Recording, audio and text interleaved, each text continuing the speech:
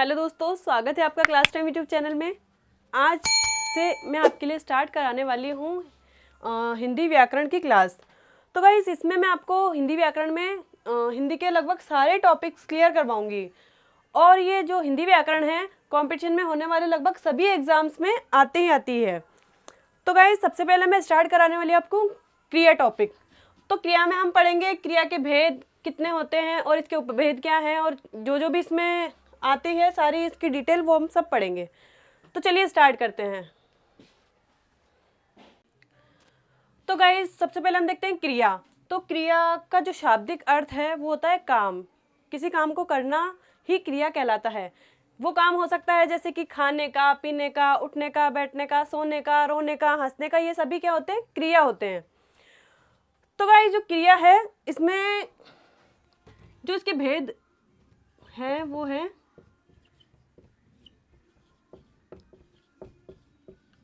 क्रिया के भेद दो माने गए हैं। वो कौन से हैं? सकर्मक और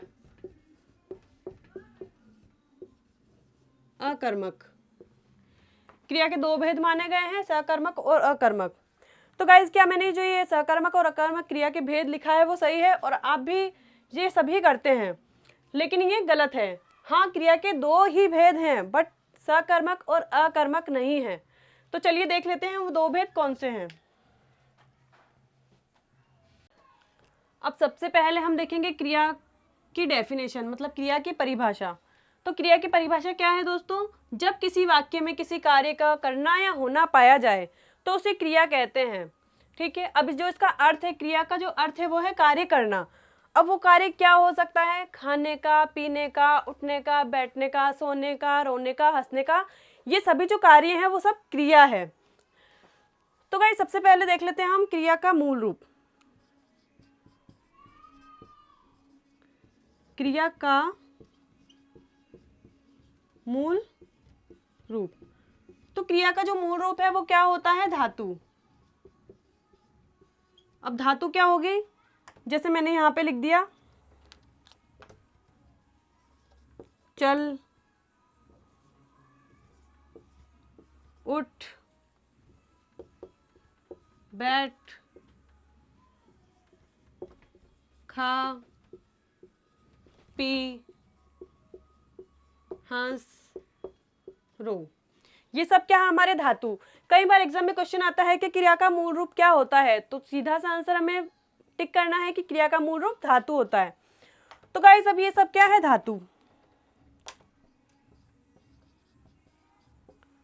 अब अगर मैंने इसमें चल में अगर मैं ना जोड़ देती हूं तो हो जाता है चलना। तो ये क्या बन गया? क्रिया।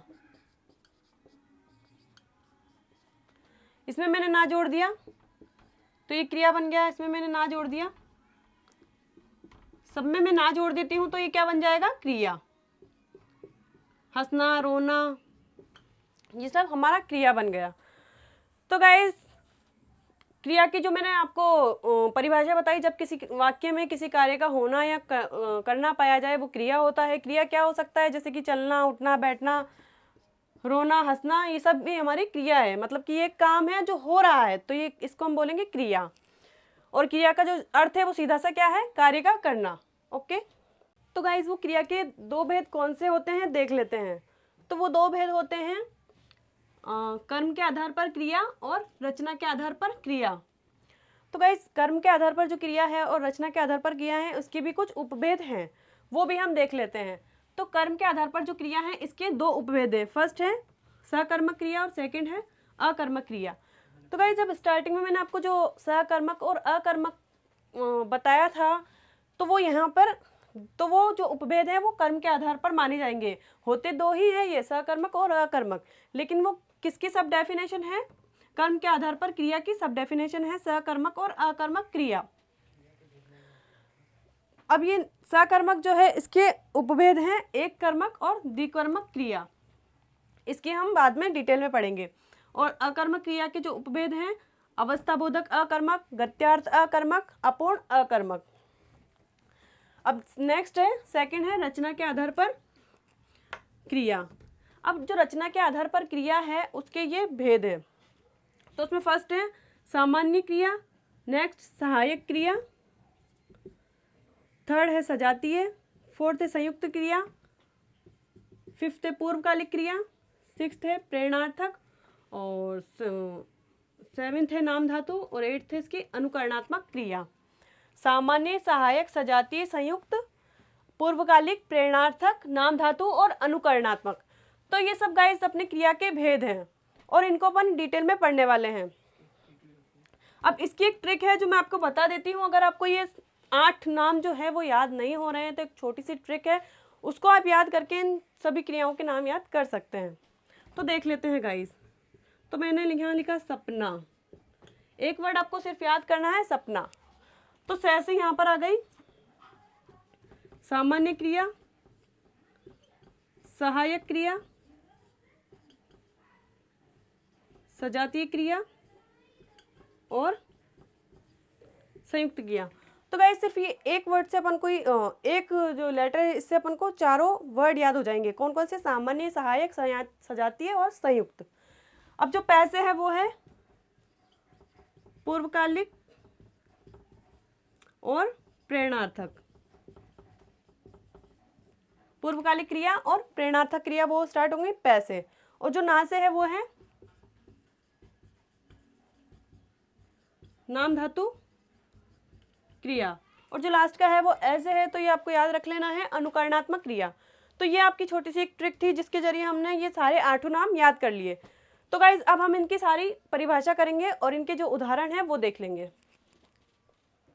तो गाइज सबसे पहले हम देख लेते हैं कर्म के आधार पर क्रिया के भेद। तो कर्म के आधार पर मैं आपको क्रिया के भेद बताया था, 2 होते हैं, फर्स्ट सकर्मक और दूसरा होता है अकर्मक। और सकर्मक क्रिया के जो उपभेद हैं वो है फर्स्ट पहला एक कर्मक और दूसरा है द्विकर्मक। तो सबसे पहले हम सकर्मक क्रिया की परिभाषा देखते हैं। सकर्मक क्रिया की परिभाषा, तो सकर्मक क्रिया की परिभाषा होगी वह सकर्मक का अर्थ है कर्म के साथ, कर्म के साथ मतलब कि हमेशा इसमें हमको जो वाक्य होगा उसमें कर्म दिखाई देगा। और इसकी परिभाषा होती है वह वाक्य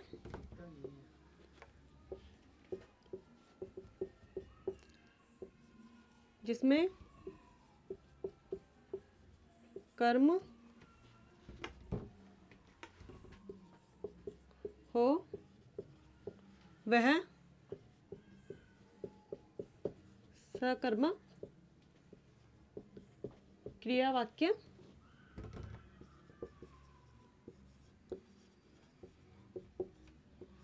कहलाता है। तो सबसे पहले सकर्मक जो कर्म के साथ हो वो होगा हमारा सकर्मक, मतलब कि हमेशा इसमें जो वाक्य होगा उसमें कर्म दिखाई देगा।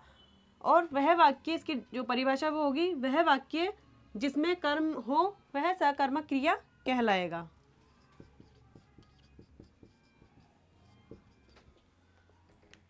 तो देख लेते हैं, जैसे कि मैंने यहाँ पर लिखा सीता खाना पकाती है। अब यहाँ पे सीता क्या है? कर्ता। सीता करता है और खाना क्या है? कर्म। और पकाती है, पकाना क्या है? क्रिया। जैसा कि मैंने आपको पहले ही समझाया था, कोई भी काम हो रहा हो, खाने का, पकाने का, पीने का, बैठने का, उठने का, वो सब क्या होगा? क्रिया। तो क्रिया आप इजीली पहचान लोगे। और जो सबसे पहले हमारा होगा कर्ता, सेकंड नंबर पे होगा कर्म, और पकाना जो क्या है? क्रिया है। तो इसमें हमें कर्म दिखाई दिया, ये क्या है? कर्म। तो ये हमारी क्या हो जाएगी? सकर्मक क्रिया। एग्जाम में गाइस आता है, हमें ऑप्शन दे देते हैं और 4 ऑप्शन दे देते हैं कि पहचानिए इसमें से कौन सी सकर्मक क्रिया है। तो हमें उन 4 ऑप्शन में से सकर्मक क्रिया पहचाननी होती है। तो इस तरीके से हम इजीली सकर्मक क्रिया पहचान सकते हैं कि उसमें जो भी वाक्य है उसमें कर्म होगा तो वो सकर्मक क्रिया होगी। अब नेक्स्ट हमारा है मोहन बांसुरी बजाता है। अब इसमें कर्ता क्या है? मोहन क्या है? कर्ता। बांसुरी क्या है? कर्म। और बजाना क्या है? ये मैंने आपको स्टार्टिंग में बता ही दिया था, क्रिया। मतलब कोई भी जो काम हो रहा है वो क्या होगा? क्रिया। तो गाइस अगर आपको जैसे ये हिंदी में समझ में नहीं आ रहा है तो मैं इसको इंग्लिश में भी आपको बता देती हूँ। जैसे कि जो करता है तो हम इसको इंग्लिश में जो सब्जेक्ट होता है हमारा, जब इंग्लिश में हम पढ़ते हैं सेंटेंस बनाते हैं तो जिसको हम सब्जेक्ट बोलते हैं इंग्लिश में, वही हमारे यहाँ पर करता है। और ये जो कर्म है तो इंग्लिश में जिसको हम ऑब्जेक्ट बोलते हैं वो होता है हमारा कर्म, जिसके मतलब द्वारा हम कार्य करते हैं, कोई भी कार्य करते हैं। जैसे कि मोहन बांसुरी बजाता है तो वो किसके द्वारा अपना कार्य कर रहा है? बांसुरी के द्वारा। बजाने का काम किससे हो रहा है? बांसुरी से। तो ये क्या हो जाएगा? हमारा कर्म। और बजाना क्या हो जाएगा? हमारा क्रिया। तो इसमें भी कर्म है और कर्म क्या है? बांसुरी। तो ये भी क्या हो जाएगा? हमारा सकर्मक क्रिया। अब थर्ड है हमारी राम पुस्तक पढ़ता है। राम पुस्तक पढ़ता है। तो अब आप में इसमें बिना देखे बताइए कि कौन सा ये वाक्य है हमारा? तो ये होगा हमारा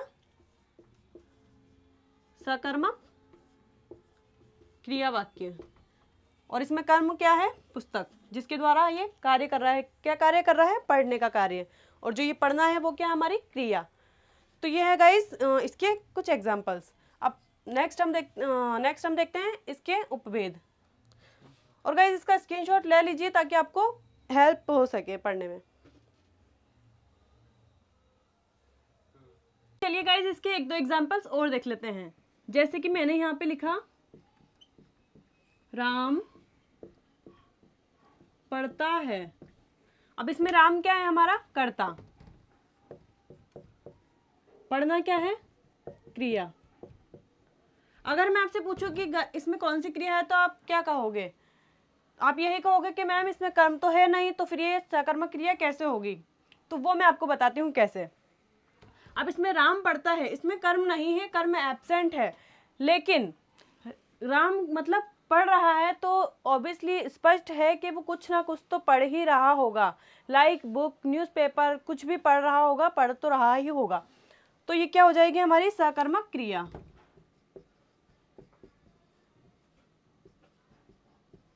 जहाँ कहीं भी हमें ऐसे सेंटेंस दिखे वहाँ पे हमें समझ जाना है कि कोई भी काम हो रहा है वो अगर किसी चीज़ के थ्रू हो रहा है, किसी चीज़ से हो रहा है, किसी ऑब्जेक्ट से हो रहा है, तो हमें हमेशा वहाँ पर सकर्मक क्रिया ही लगानी होगी। अब नेक्स्ट आता है हमारा, जैसे मैंने लिखा है यहाँ पर मोहन खाता है। मोहन खाता है। अब मैंने यहाँ पे देखा मोहन क्या है? कर्ता। खाना क्या है? क्रिया। अब इसमें भी कर्म दिखाई नहीं दे रहा है और मैंने आपको यही कहा जहाँ भी आपको कर्म दिखाई दे वहाँ ही हमारी सकर्मक क्रिया वाक्य होगा। लेकिन आप कहोगे कि मैम इसमें भी कर्म दिखाई नहीं दे रहा है, लेकिन हाँ इसमें कर्म है। कैसे? अब हम देखेंगे कि मोहन खा रहा है तो ऑब्वियसली बात है, स्पष्ट है कि वो कुछ ना कुछ तो खा ही रहा होगा, तो इसमें भी हमारी सकर्मक क्रिया होगी। तो ऐसे क्वेश्चन अगर एग्जाम में आ जाए तो कंफ्यूज नहीं होना है, अपने आप समझ जाना है कि इसमें कुछ ना कुछ तो खा ही रहा होगा, इसमें सकर्मक क्रिया होगी। अब इसकी मैं आपको एक और ट्रिक बता देती हूँ, उससे आपको बहुत इजी हो जाएगा इसको समझना। जैसे कि जब भी किसी वाक्य में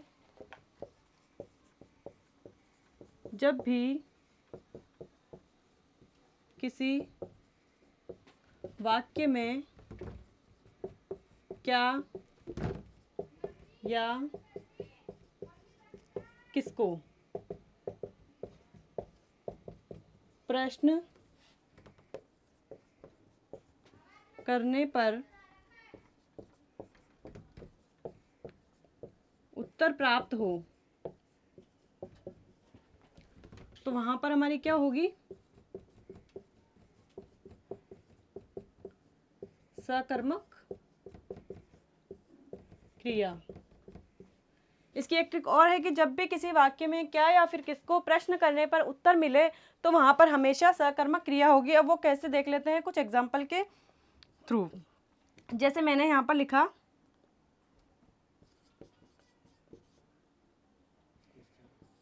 राहुल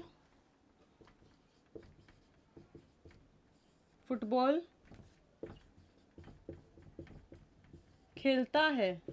राहुल फुटबॉल खेलता है। अब यहाँ पे राहुल क्या है? कर्ता। फुटबॉल क्या है? कर्म। खेलना क्या है? क्रिया। और सेकंड चीज, अब इसमें कर्म है तो हमें ये पता चल ही गया कि क्या है? सकर्मक क्रिया। पहली चीज तो हमें सबसे पहले सेंटेंस में क्या देखना है कि कर्म देखना है, ऑब्जेक्ट देखना है कि उसमें ऑब्जेक्ट है या नहीं। अगर है तो वो सकर्मक क्रिया होगी। और सेकंड चीज हमको क्या देखना है, अगर ऑब्जेक्ट भी ना हो तो हमें क्या या किसको उसमें प्रश्न करना है। अब मैं जैसे लिखती हूँ यहाँ पे, क्या खेलता है, तो हमें यहाँ पे क्या उत्तर मिलेगा? क्या खेलता है? फुटबॉल। तो ये कौन सा वाक्य हो जाएगा? सकर्मक क्रिया का वाक्य। अब नेक्स्ट मैं यहाँ पे लिखती हूँ, अध्यापक छात्रों को हिंदी पढ़ाते हैं। अध्यापक छात्रों को हिंदी पढ़ाते हैं। अब इसमें भी हमें सेम क्या या फिर किसको प्रश्न करना है। कैसे? अध्यापक छात्रों को हिंदी पढ़ाते हैं। अभी कौन सा वाक्य है? द्विकर्मक वाक्य। कैसे? अध्यापक यहाँ पे होगा कर्ता, छात्र हो गया कर्म, फर्स्ट कर्म, और हिंदी क्या आ गया? कर्म सेकंड। ये हम आगे पढ़ेंगे एक कर्मक और द्विकर्मक क्रिया के बारे में। अब नेक्स्ट, अब इसमें क्या देखना, और पढ़ाना क्या है? इसमें क्रिया। अब इसमें हम प्रश्न करेंगे, अध्यापक छात्रों को हिंदी पढ़ाते हैं, तो हमें प्रश्न करना होगा क्या पढ़ाते हैं। तो अगर हमें उत्तर मिल गया तो ये सकर्मक क्रिया वाक्य होगा। क्या पढ़ाते हैं, तो उत्तर क्या मिलेगा? हिंदी। और नेक्स्ट इसमें किसको भी आ जाएगा। कैसे? किसको पढ़ाते हैं, किसको पढ़ाते हैं, तो किसको पढ़ाते हैं? छात्रों को। तो गाइस इसमें हमें उत्तर मिल गया कि क्या पढ़ाते हैं? हिंदी पढ़ाते हैं। और किसको पढ़ाते हैं? छात्रों को पढ़ाते हैं। तो इस तरह से हम जो सकर्मक क्रिया वाक्य है उसकी पहचान कर पाएंगे, क्या और किसको प्रश्न करने पर। और जो ये वाक्य मैंने यहाँ पे लिखा, इसमें भी आप क्या और किसको प्रश्न कर कर देख सकते हो उसका आंसर। कैसे? राम पढ़ता है, तो मैंने यहाँ पे लिखा, अगर मैं यहाँ पे ये लिख देती कि क्या पढ़ता है, क्या पढ़ता है, तो जरूर यहाँ पे कोई ना कोई आंसर हमको मिलेगा। इसमें लिखा हुआ नहीं है लेकिन होगा, पढ़ रहा होगा, कुछ ना कुछ तो पढ़ ही रहा होगा, तो यहाँ पे आंसर मिलेगा। तो इसका मतलब ये सकर्मक क्रिया होगी। सेम ऐसे ही मोहन खाता है, तो अगर मैं यहाँ लिखूँ कि क्या खाता है, क्या खाता है, तो यहाँ पे हमें कुछ ना कुछ उत्तर जरूर मिलेगा। तो ये भी क्या हो जाएगा? सकर्मक क्रिया वाक्य हो जाएगा। तो गाइज आई होप कि आपको सकर्मक क्रिया समझ में आ गई होगी। अब इसके बाद हम पढ़ेंगे सकर्मक क्रिया के उपभेद, एक कर्मक क्रिया और द्विकर्मक क्रिया के बारे में। तो गाइज अब हम देखेंगे सकर्मक क्रिया के उपभेद। अब सकर्मक क्रिया के दो भेद होते हैं, पहला है एक कर्मक और दूसरा है द्विकर्मक। अब एक कर्मक की जो परिभाषा है वो क्या है कि जहाँ पर भी हमें जिस भी वाक्य में एक ही कर्म दिखे, सिर्फ एक ही ऑब्जेक्ट दिखे, वहाँ पर हम क्या वो वाक्य क्या कहलाएगा? सकर्मक क्रिया वाक्य। और जो ये द्विकर्मक है वो होगा, मतलब जिस भी वाक्य में हमें दो कर्म दिखे, दो ऑब्जेक्ट दिखे, वो वाक्य क्या कहलाएगा? द्विकर्मक क्रिया वाक्य। तो चलिए इसके परिभाषा देख लेते हैं और इसके उदाहरण देख लेते हैं। तो एक कर्मक क्रिया, तो एक कर्मक क्रिया क्या होगी? जिस वाक्य में केवल एक ही कर्म दिखाई दे, वो क्या होगा? एक कर्मक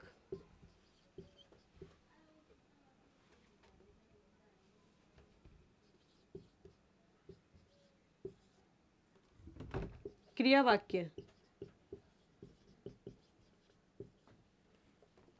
तो देख लेते हैं इसका एक एग्जाम्पल, जैसे कि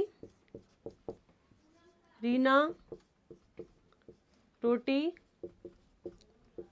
खाती है। अब इसमें क्या है, सबसे पहले ये क्या है, हमारा कर्ता, रोटी क्या है, कर्म, खाना क्या है, क्रिया। रीना रोटी खाती है, तो इसमें क्या है, सिर्फ एक ही कर्म है और वो कर्म क्या है, रोटी। तो ये क्या हो जाएगा, एक कर्मक क्रिया। एग्जाम में क्वेश्चन आता है, हमें 4 ऑप्शन दे देते हैं कि निम्नलिखित में से बताइए कि कौन सा एक कर्मक क्रिया वाक्य है। तो हम उसमें यही फाइंड करेंगे कि सिर्फ एक ही कर्म होना चाहिए। अगर जिस वाक्य में एक ही कर्म होगा तो वही हमारा एग्जैक्टली आंसर होगा। अब नेक्स्ट जैसे मैंने लिख दिया यहाँ पे,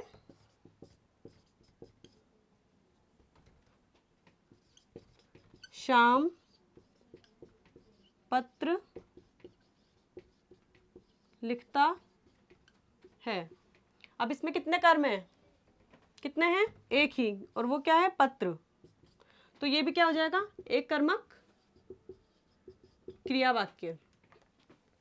अब गाइस जैसे कि धरती पे जितने भी सेंटेंस होते हैं, जितने भी सेंटेंस हम बोलते हैं, वाक्य हम बोलते हैं, वो कभी भी बिना क्रिया के हो ही नहीं सकते। उनमें सब में कहीं ना कहीं क्रिया होती है, तभी वाक्य बनता है। अगर क्रिया नहीं होगी तो वाक्य भी नहीं बनेगा, वो वाक्य अधूरा कहलाएगा। अब देख लीजिए कैसे, जैसे मैंने यहाँ पर एक सेंटेंस लिखा, मैं आपको हूँ। अब मैंने इसमें क्रिया लिखा ही नहीं, क्रिया वर्ड लिखा ही नहीं, क्रिया वाक्य लिखा ही नहीं है, तो यहाँ पे वाक्य अधूरा, मैं आपको हूँ। अब इससे आप क्या समझ रहे हो, समझ में आ रहा है आपको कि ये वाक्य पूरा है, नहीं है।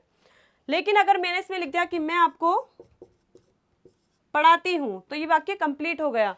तो इससे स्पष्ट होता है कि धरती पर जितने भी वाक्य बोले जाते हैं वो बिना क्रिया के होते ही नहीं हैं। बिना क्रिया के वाक्य अपूर्ण माना जाता है। अब नेक्स्ट में लिख देती हूँ, अध्यापक हैं, क्या है।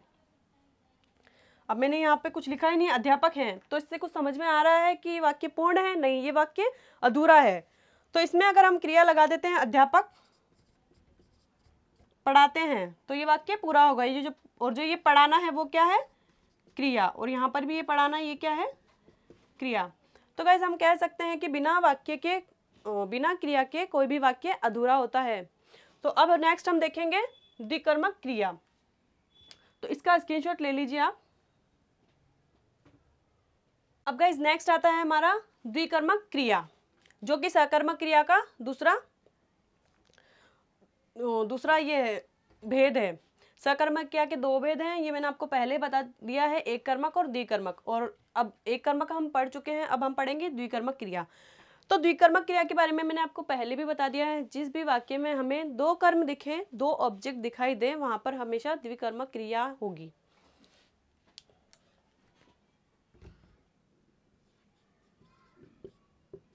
जब भी किसी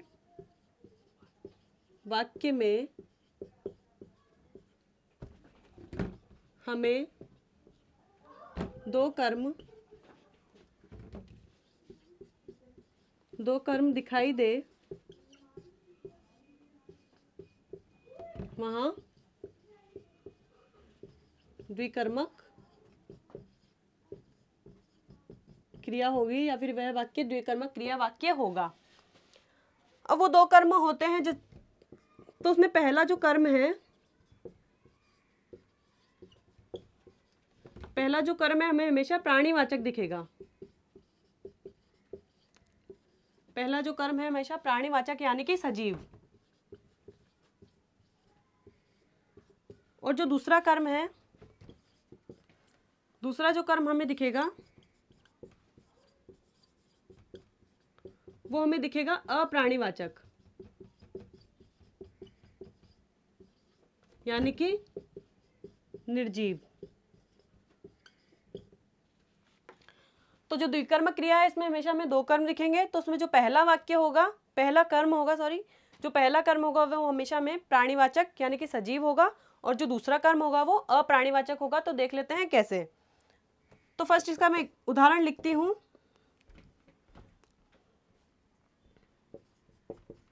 नानी बच्चों को कहानी सुनाती है। अब सबसे पहले तो हम ये देख लेते हैं कि इसमें कौन सा प्राणीवाचक है और कहाँ पे प्राणीवाचक कर्म है। तो पहला कर्म है हमारा, ये है हमारा नानी, क्या है हमारा कर्ता, कर्ता, और बच्चे क्या हैं, कर्म, और कहानी भी क्या है, कर्म। ये फर्स्ट कर्म, ये पहला हो जाएगा कर्म हमारा, और ये कौन सा है, सेकंड। तो इसमें आ गए दो कर्म, तो ये क्या कौन सा वाक्य होगा, द्विकर्मक। और जो सुनाना है वो आप बता ही दोगे इजीली, क्रिया है। तो यहाँ पर दो कर्म है, पहला कर्म है बच्चे और दूसरा कर्म है कहानी। तो मैंने आपको यहाँ पे बताया जो पहला कर्म है वो हमेशा प्राणीवाचक होगा, सजीव होगा।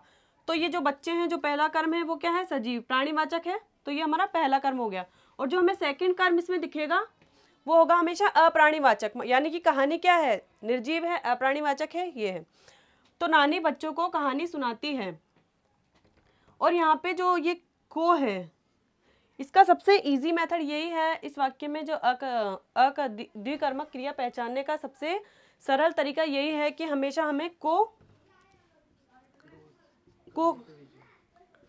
जो कारक है वो देखने को मिलेगा इस वाक्य में, को कारक हमें देखने को मिलेगा। तो इजीली हम पहचान पाएंगे कि द्विकर्मक क्रिया है और हमेशा इसमें दो कर्म मिलेंगे। अब नेक्स्ट हमारा सेंटेंस है,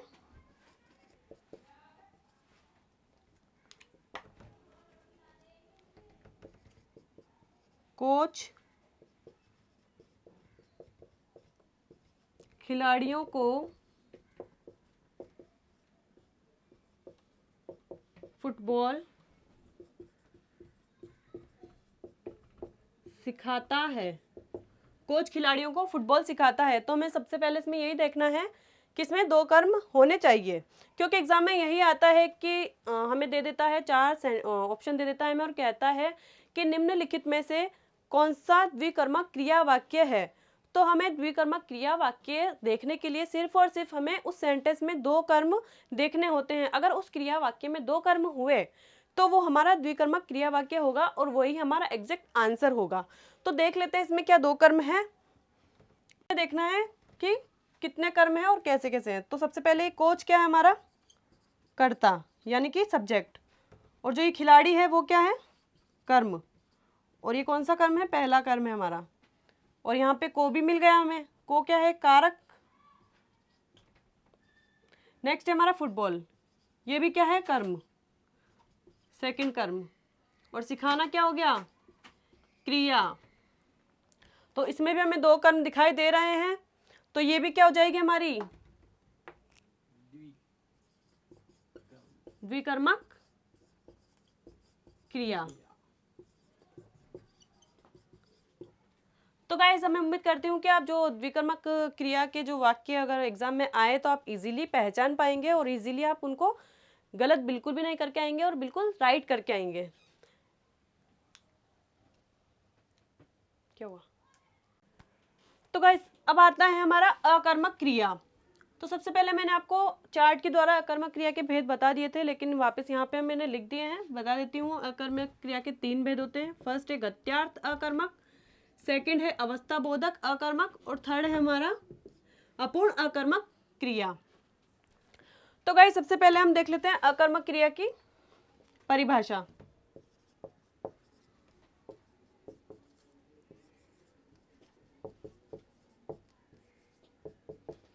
तो अकर्मक क्रिया की परिभाषा है, वह क्रिया वाक्य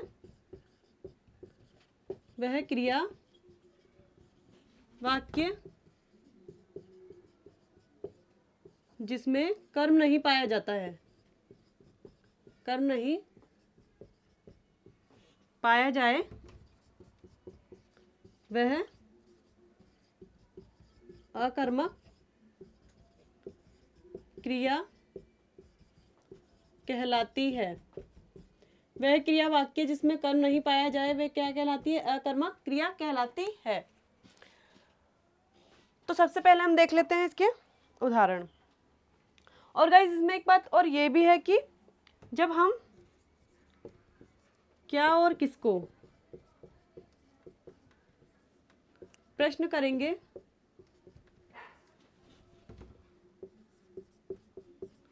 क्या किसको प्रश्न करने पर उत्तर प्राप्त नहीं होगा, नहीं होगा।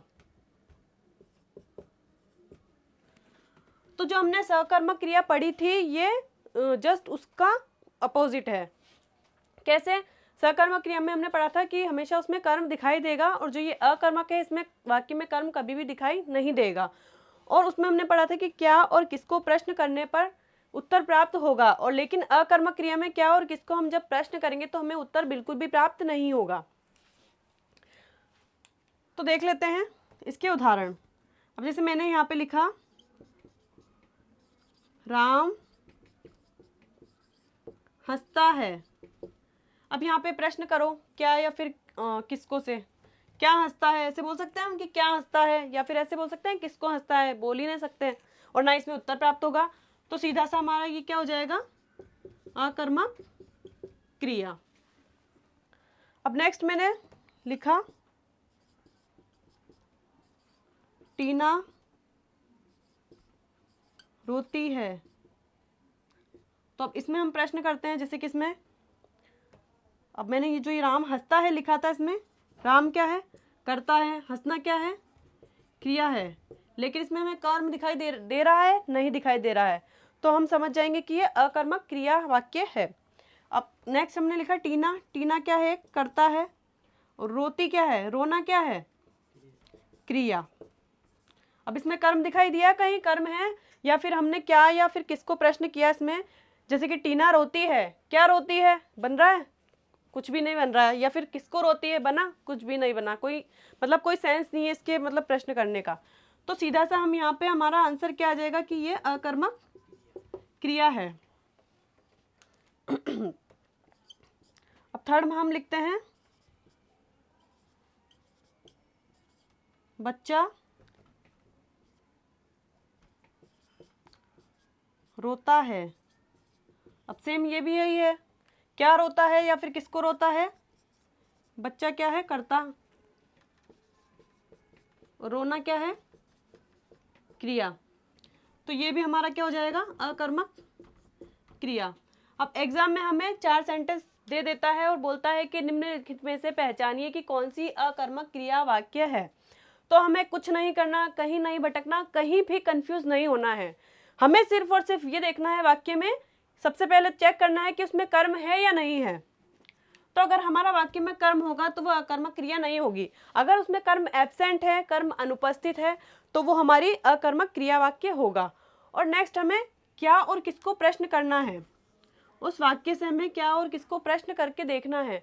अगर हमें उत्तर प्राप्त हो रहा है तो वो हमारी अकर्मक क्रिया होगी, और अगर उत्तर हमें प्राप्त नहीं हो रहा है वो तो अकर्मक क्रिया कभी भी नहीं होगी।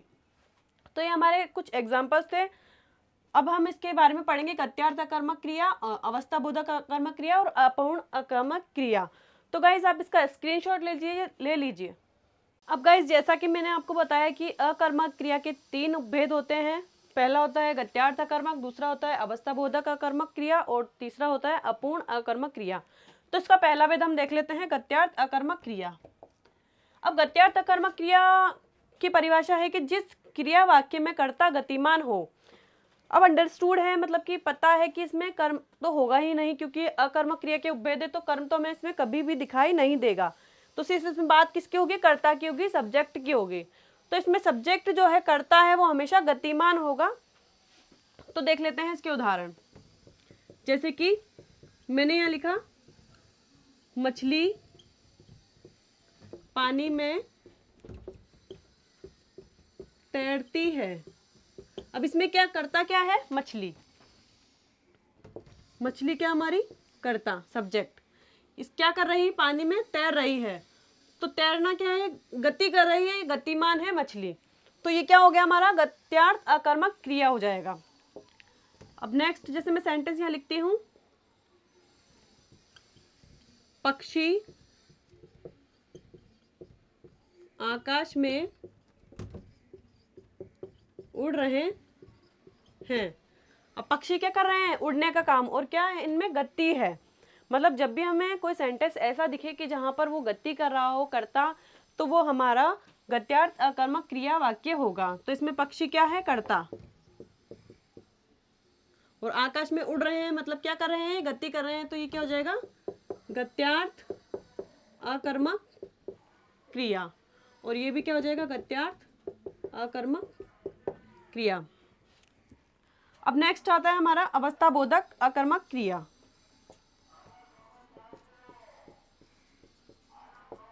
अवस्था बोधक अकर्मक क्रिया। तो अवस्था बोधक अकर्मक क्रिया में क्या होगा कि हमें जो करता है उसकी अवस्था का पता चलेगा कि ये किस अवस्था में है। मतलब कि जिस वाक्य में क्रिया वाक्य में कर्ता की अवस्था का पता चले,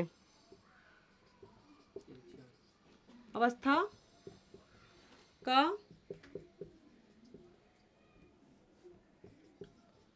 पता चले या उस अवस्था के बारे में पता चले कि वो किस अवस्था में है, तो वहां पर हमेशा कौन सी क्रिया होगी, अवस्था बोधक अकर्मक क्रिया। अब कैसे होगी देख लेते हैं इसके उदाहरण के साथ।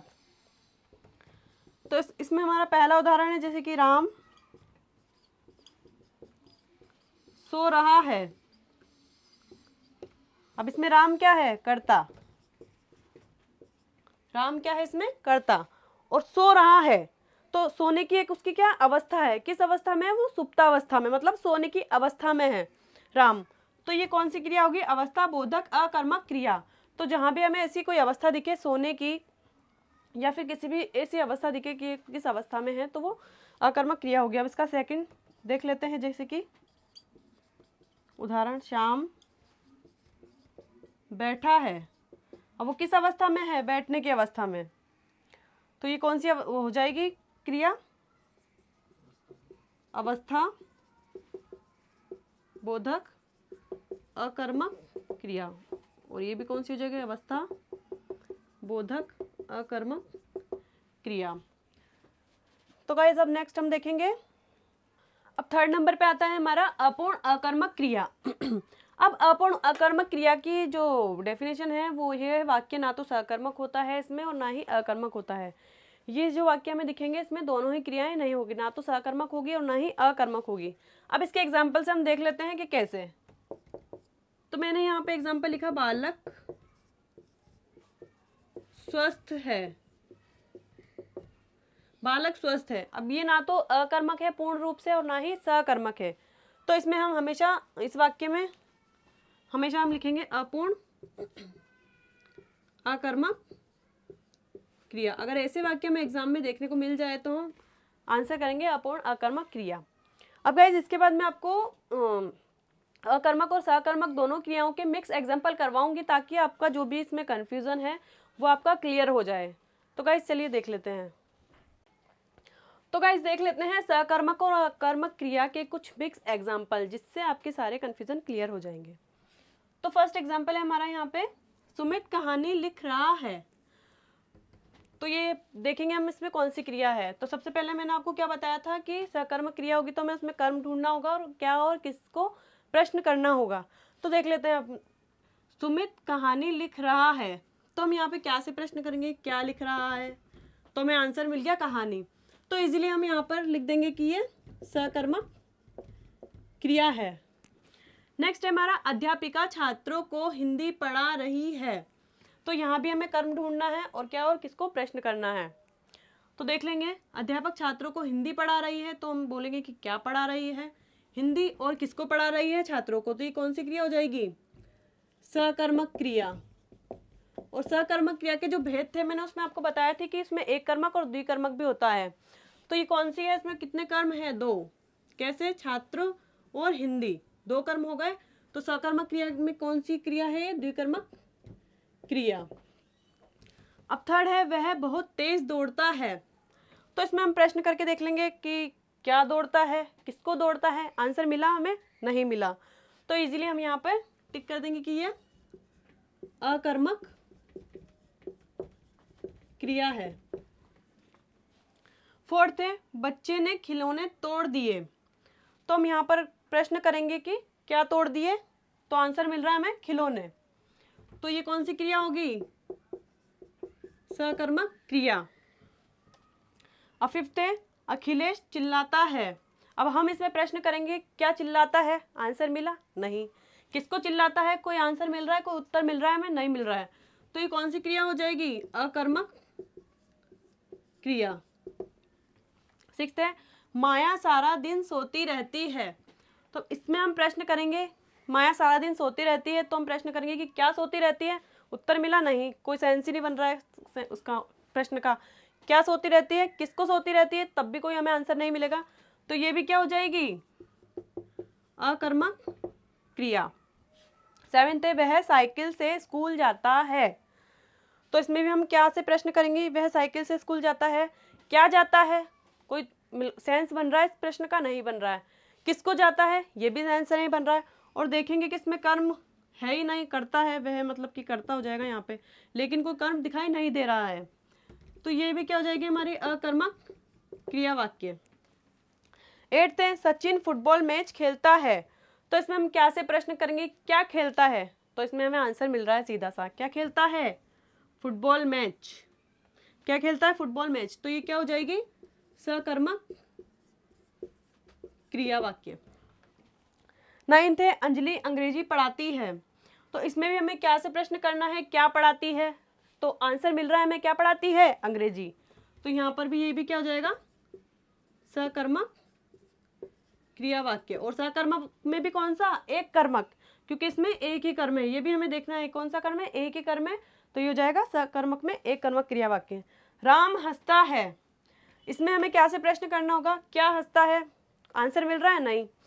किसको हंसता है, आंसर मिल रहा है नहीं। तो ये कौन सा क्रिया वाक्य हो जाएगा, अकर्मक क्रिया वाक्य। तो गाइस कैसा लगा आपको मेरा आज का ये वीडियो, अगर आपको पसंद आया हो तो प्लीज़ लाइक कमेंट और सब्सक्राइब कर दें, और शेयर करना तो बिल्कुल भी ना भूलें। और मैं आपके लिए ऐसे ही वीडियो और भी लाती रहूँगी। Okay guys, thanks for watching.